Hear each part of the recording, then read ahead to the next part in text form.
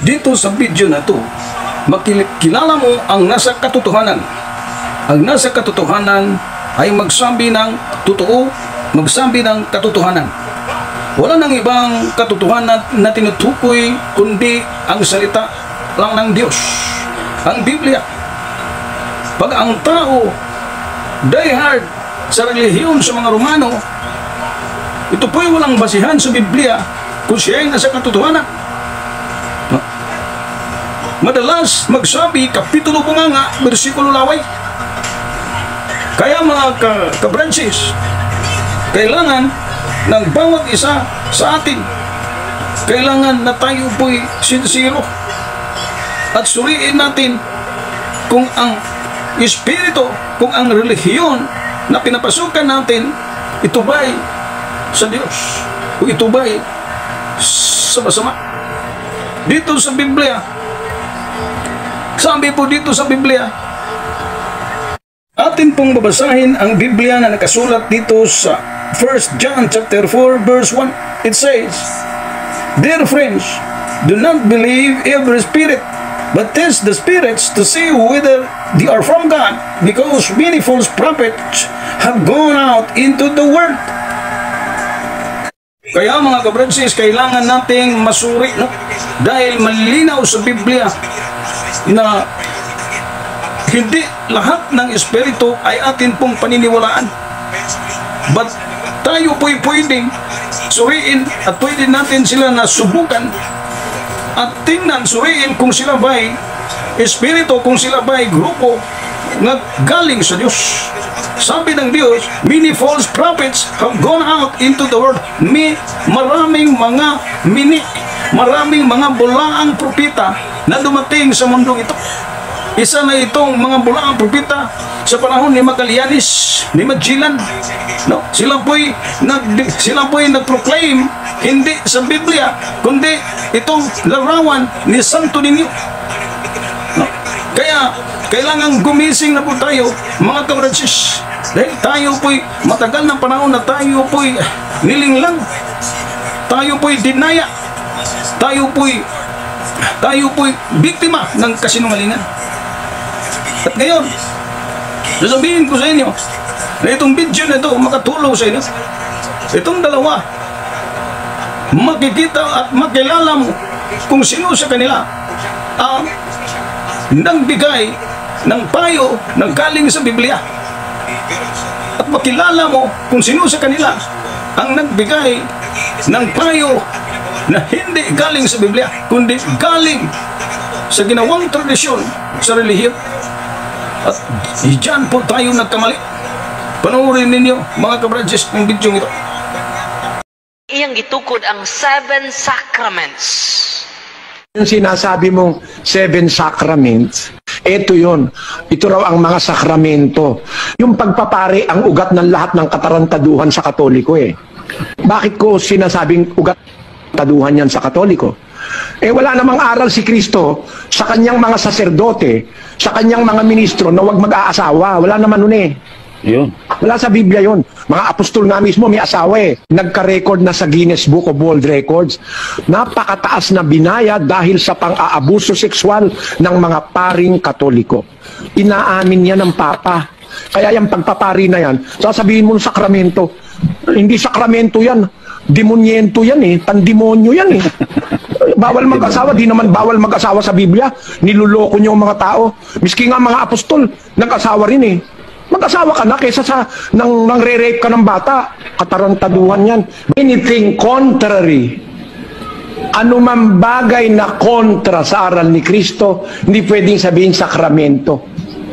Ba ay sakramento? Totoo ba yan? Wala sa Biblia yan, sakramento nyo na yan. Binyag, sakramento? Paano sakramento? May bayad. Ang tunay na binyag, walang bayad. Sabi ni Pablo, yes, pinangaral ko ang ebanghelyo, walang bayad. Eh kayo, sakramento, may bayad. Binyag may bayad, kasal may bayad. Paano naging sakramento yung binabayaran? Making sign of the cross. At ano ba ang salita na sinasabi natin while we're doing a sign of the cross? The Holy Trinity. In the name of the Father, and of the Son, and of the Holy Spirit. Pakinggan natin ang authority ng Catholic Church. Bakit daw mayroong sign of the cross? Hindi naman tayo mag-iimbento, hindi tayo maninira. Sa katisismo, ang sabi ganito, Sa pahina 3 ng Maikling Katisismo, meron pong nihil of stat ni Padre J.C. Abriol at imprimatur ni Padre Hernando Antiporda. Ang tanda ng Santa Cruz.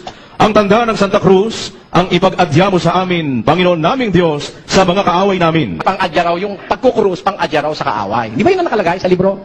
Bakit pagdaan mo sa tapat na simbahan, may kaaway ba ron? Ano raw yan? Pang-aadya sa kaaway.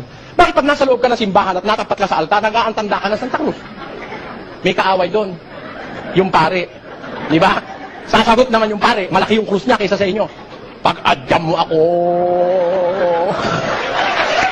Yan. Yan po, analysis. Batay sa kanilang aral na yung antanda ng Santa Cruz pag-aadya sa kaaway. Kung yan pag-aadya sa kaaway, bakit nung nagpo-prosesyon, pagtapat sa'yo ng santo, nagkukrus ka? Nangyari, nakalagpas na yun, dahil prosesyon yun, tumatakbo yun.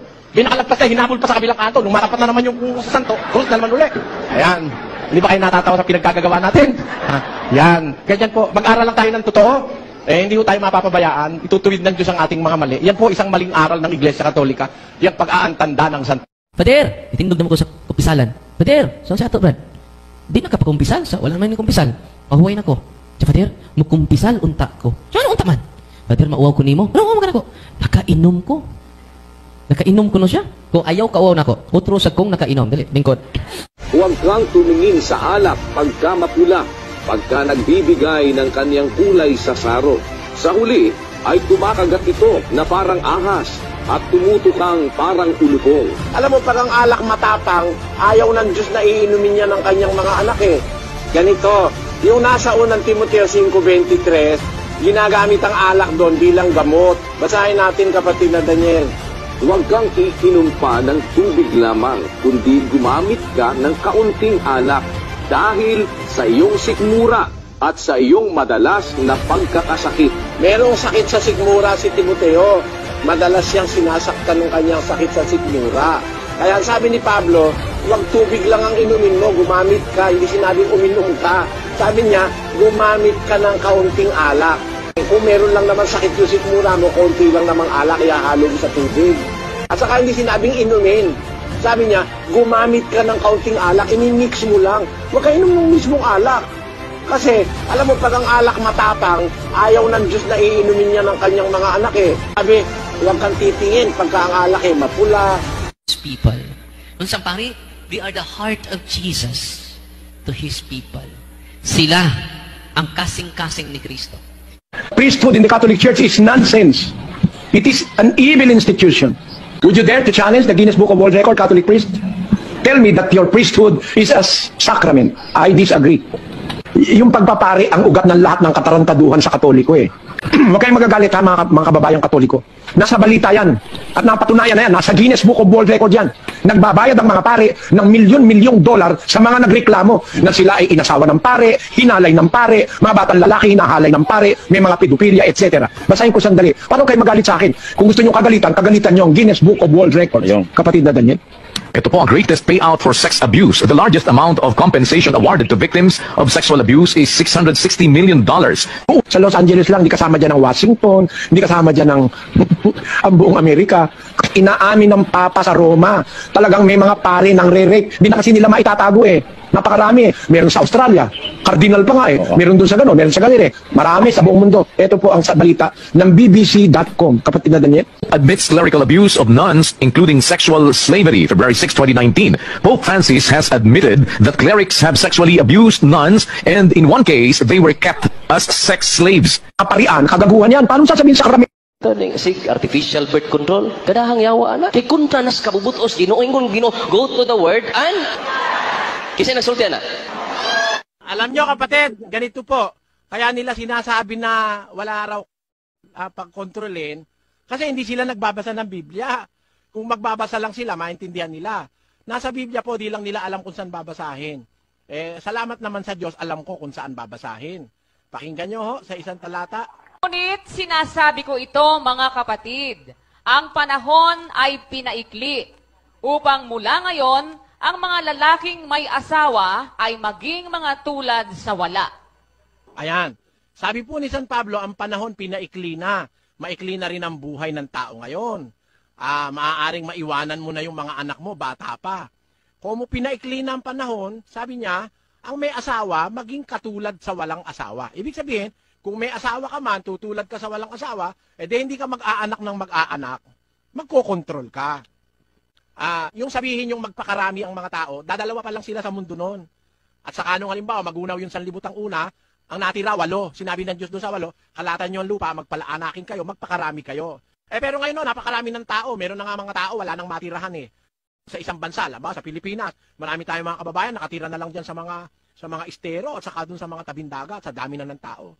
Kaya mas maganda, magpigil ng pag-aanak. Hindi naman po masama. Tao na, kanang kalag diha, muna ang espirituhan ng bahin sa tao. So, ang lawas na to, muna ang physical na espiritu sa tao. Lawas o kalag. Pero kanang doon ay espiritu, ang tao, lawas, kalag o espiritu. Espiritu na ang atong diwa. No? Actually, yung espiritu, yun ang nagbibigay buhay sa katawan. Ngayon, yung katawan na mayroong buhay, yun ang tinatawag na kaluluwa, yung kabuuan. Basahin natin ang 2:7 ng Henesis. At nilalang ng Panginoong Diyos ang tao sa alabok ng lupa at hiningahan ang kaniyang mga butas ng ilong ng hininga ng buhay. At ang tao ay naging kaluluwang buhay. Yung hininga ng buhay na galing sa Diyos, yung espiritu, ay isinangkap doon sa katawang galing sa lupa. Ang tao ang wikay naging kaluluwang buhay. Maliwanag yun, ano kapatid? Ang kaluluwa, yung kabuuan ng ating kalagayan, kasama yung espiritu. Ang espiritu, iba yun dun sa kaluluwa. Yung kalagayang buhay, yun yung kaluluwa. Ang tao'y naging kaluluwang buhay nung hingahan siya ng Diyos ng espiritu o ng buhay sa kanyang butas ng ilong. Magkaiba yon, kapatid, kaluluwa at espiritu. Si Pedro ang unang papa. Pero yun, sa simbahan niya Katoliko. Ang unang-unang papa ay si Pedro. Wala pong mababasa sa Biblia si Pedro unang-unang papa. Kaya si Pedro po, hindi unang-unang papa, kundi unang-unang apostol. Una, in order, dahil unang-una siyang tinawag. Siya kumbaga ang panganay sa mga apostol ni Cristo, dahil siya unang tinawag. Si Pedro po ba, papa? Apostol na nakalagay, papa ba siya? At pwede ba siyang maging papa? Pakinggan niyo ang sabi ni Cristo, doon sa mga apostol na tinawag niya, nung matawag na niya, sabi niya, at dadapot huwag kayong patawag na rabi, sapagkat iisa lamang ang inyong guro, at kayong lahat ay magkakapatid. Huwag din naman ninyong tatawaging ama ang sino mang tao sa lupa, sapagkat iisa lamang ang inyong ama, siya na nasa langit. Hindi totoo ang sinasabi ng kapatid na ito, na si Pedro ay papa. Kasi bawal pala na tumawag ng ama sa kanino man tao sa lupa. Isa lang ang tatawaging ama. Pagdating sa relihiyon, iisa ang tatawaging ama, ang ama sa langit. Ang katunayan, walang apostol na napatawag ng papa kahit kailan. Wala. Not in the history of the Bible, makakakita ka na isang apostol nagpatawag na Most Holy Father. Most Holy. Remember, ang ginagamit na titulo ng papa ay Most Holy Father. Ano ba ibig sabihin ng Most Holy? Pinakabanal sa lahat. Most Holy. Adjective and adverb in the superlative degree. Wala nang mas mataas pa ron. O ano matitira dun sa ama sa langit? Wala na, ginamit na ng papa. Na hindi po pwedeng maging ama ang apostol na si Pedro. Si Pedro na natiling apostol hanggang kamatayan, hindi nagpakilalang ama. Bakit? Pagdating ho sa pananampalataya, bawal ni Kristo tumawag ka ng ama sa kanino man tao sa lupa. Apil pa yung sakramento. Kung inyong i-apil ang sakramento, inyong gi-insulto si Kristo na nagtungkol sa sakramento.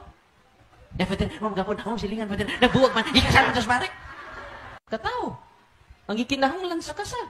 Pare, kamong duha, ang inyong witness. Okay ba mo, ang good news, daghan kayong balatian, ilang na ayo.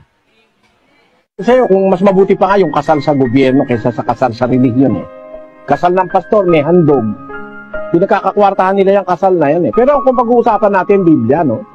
Ang mahalaga hindi naman yung dokumento o yung akto ng kasal eh. Ang mahalaga yung sincerity ng bawat isa in going together or in living together as husband and wife. Basahin natin ng Galacia Kapitulo 3, versikulo 15. Mga kapatid, nagsasalita ako ayon sa kaugalian ng mga tao. Bagamat ang pakikipagtipan ay gawa lamang ng tao, gayon may pagka-pinagtibay, sino man ay hindi makapagpapawalang kabuluhan o makapagdaragdag man. Ayan, maliwanag yung salita dyan, kapatid, ano? Bagaman ang tipan, tao lang ang gumawa, kahit na ang tipan ay between two persons, two humans. Pero pagka napagtibay na yon, ratified, what is the ratification? Kung pumayag ka, kung pumayag siya, nagkaroon kayo ng mutual understanding between you both. Yung pinag-usapan magsasama kayo bilang mag-asawa, kinikilala na ng Diyos yan eh. Kahit Yan mga kapransis, atin pong napanood na sinabi sa isang depensor ng relihiyon. Kaya paalala mga kapransis, kami po hindi dating daan, hindi po kami MGCI, no? Hindi po kami membro sa dating daan, Ilisuriano. Ngunit pag binasa ang Biblia at babasahin natin, pakinggan at unawain, ang mga born again Christian po ay isang ayon. Maliban na lang kung ito po'y salungat. Pero ang mga doktrina sa dating daan, pagsalita lang ng Diyos, walang problema. Sa ngayon na yun, maliban na lang kung may mga bagay, maliit na bagay na hindi sa ngayunan dahil magkaiba pero maliit na yun, no? Hindi katulad sa isang relihiyon talaga na malayong-malayo talaga, na hindi na talaga nagbase sa banal na kasulatan. Kaya kailangan ituwid, no? Kahit mga Seventh-day Adventist, no? Mga born again Baptist at iba pa, ang aral po at katuruan ay pare-pareho lang. May mga maliliit lang na bagay na hindi sang-ayunan, ngunit hindi naman kami mag-away-away. Pareho lang kami, magkakapatid kami lahat, no? Ngunit may mga bagay na hindi sang-ayunan, kailangan pa natin i-meditate at kailangan po nating unawain, lalo na sa panahon ngayon. Kami po isa lang na pananampalataya, ngunit may mga bagay na hindi lang sang-ayunan, maliit lang na bagay. Kaya yan mga kabranches, nakilala natin pag Biblia na ang basihan at ating babasahin, dahil may sinabi po sa Apostle Paul, sabi po niya sa 2 Corinthians chapter 1 verse 13, wala silang isinusulat na hindi mababasa at hindi maunawaan. Kaya pag ikaw po'y wise, tao ka na talagang mayroong sincerity na hanapin ang Diyos, talagang magbasa, makinig at unawain, dahil ang salita ng Diyos ay maunawaan, no? Pag mayroong magsalita basis Biblia, babasahin, tingnan at unawain. Pag ito po'y salungat, hindi natin tanggapin, ngunit hindi na kailangan aawayin pa. Kaya dito lang sa video ito, nakita po natin na talagang ang isa walang talagang basihan, no? Kaya bakit walang basihan sa Biblia? Dahil ang sinusunod nila ay katisismo. Ito po'y aral na galing sa Batikan na hindi talaga sang-ayunan sa banal na kasulatan ng Biblia. Ang sabi ng Diyos sa kanyang salita, Ephesians chapter 4 verse 25, wherefore, putting away lying, speak every man truth with his neighbors. No? Yung mga kasinungalingan, iwaksi yun. No? Yun ang nais ng Diyos. Yun ang sabi ng Apostle Paul sa the church of Ephesus. But speak every man truth. So kailangan na magsabi tayo ng katotohanan toward the neighbors, sa atin pong mga kapwa-tao. At dito sa John 8:32, Jesus says, and ye shall know the truth, and the truth shall set you free. Pag hindi ninyo malaman, pag hindi ninyo alam ang katotohanan, talagang hindi talaga kayo malaya. Ngunit kung ikaw po'y matuto, malaman mong katotohanan, salita ng Diyos, then the truth shall set you free. Siya ang magpalaya sa inyo. Katotohanan ang salita ng Diyos. Kaya dito lang po tayo mga kapransis. Magandang gabi sa inyo lahat. Nais ko lang pong i-shout out at kumustahin ang aking kapatid dyan sa Maricondon, si Chidoro Muniz. Sana nasa mabuting kalagayan at kausugan ikaw at pamilya mo, mga anak mo. At ito din ang kapatid ko, si Jordan Mangas. Sana ang Diyos mag-iingat sa buhay mo at sa pamilya mo. At tayo ay magpatuloy sa paglingkod ng Diyos. God bless and glory be to God. Praise the Lord. Praise the name of Jesus. Purihin ang Diyos. Purihin ng Ama, purihin si Jesus ng tagapagligtas, Redeemer, Savior sa atin pong mga buhay. Exalt the name of Jesus. Glorify His name.